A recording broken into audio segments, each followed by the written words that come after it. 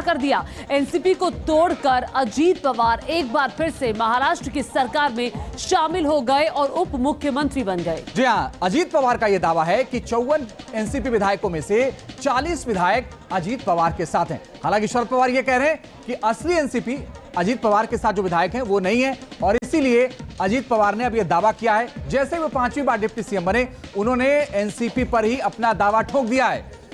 अब देखिए, सवाल यह है कि क्या उद्धव ठाकरे की तरह शरद पवार को भी पार्टी और चुनाव चिन्ह से हाथ धोना पड़ेगा? आने वाले दिनों में क्या होगा? विपक्षी एकता का क्या होगा? क्योंकि 2024 में लोकसभा के चुनाव और उससे पहले एनसीपी, जो कि एक बड़ा चेहरा थी विपक्षी एकता का, उसमें बड़ी टूट हुई है।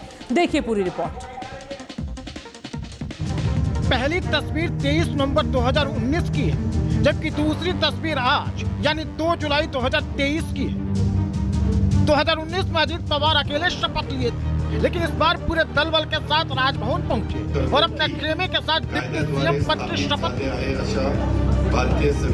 महाविकास अघाड़ी देखती रह गई और अजीत पवार ने खेल कर दिया। अजीत पवार ने शरद पवार से बगावत कर एनसीपी को तोड़ दिया है। दावा है कि अजीत पवार के समर्थन में एनसीपी के 53 में से 40 विधायक हैं। अजीत पवार महाराष्ट्र के शिंदे सरकार में शामिल हो गए। अजीत पवार 5वीं बार डिप्टी सीएम बने। अब महाराष्ट्र में 2 डिप्टी सीएम होंगे। अजीत पवार गुट के 8 विधायक भी मंत्री बने। दिया है पार्टी के नाते हमने ये डिसीजन लिया है और ये होते हुए पूरे विधायक हमारे साथ है, मेंबर ऑफ पार्लियामेंट हमारे साथ है, बाकी के पार्टी के वर्कर हमारे साथ है। इसीलिए आज मैंने डिप्टी चीफ मिनिस्टरशिप का ओथ ली। अब ये भी जान लीजिए कि अजीत पवार गुट के किन विधायकों को शिंदे सरकार में जगह मिली है।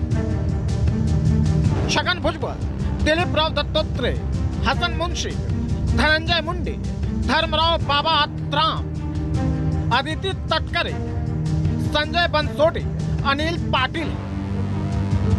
2024 में पूरे देश में लोकसभा चुनाव है, तो महाराष्ट्र में भी अगले साल चुनाव है, लेकिन उससे पहले ही बीजेपी और एकनाथ शिंदे ने महाविकास अघाड़ी के खेमे में बड़ी सेंध लगा दी। ये डबल इंजन वाला सरकार मोदी जी के नेतृत्व में चल रहा था, इसको भी ट्रिपल इंजन मिल गया है। ये अभी बुलेट ट्रेन की गति से भागेगा। हालांकि अजीत पवार को मनाने की एनसीपी ने पूरी कोशिश की, लेकिन अजीत पवार माने नहीं। अब डिप्टी सीएम बनने के बाद अजीत पवार ने एनसीपी पर अपना दावा ठोक दिया।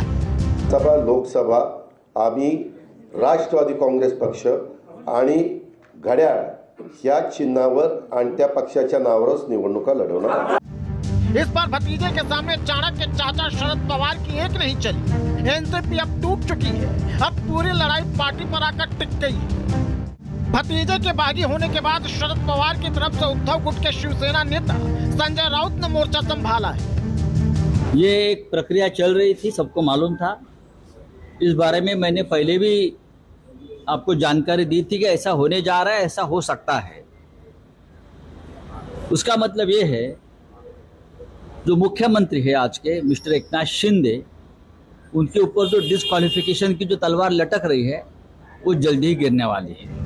महाराष्ट्र में विधानसभा की 288 सीटें और अजीत पवार गुट के सरकार में शामिल होने के बाद शिंदे के पास 206 विधायक हो गए। यानी शिंदे की सरकार पहले से और ज्यादा मजबूत हो गई है।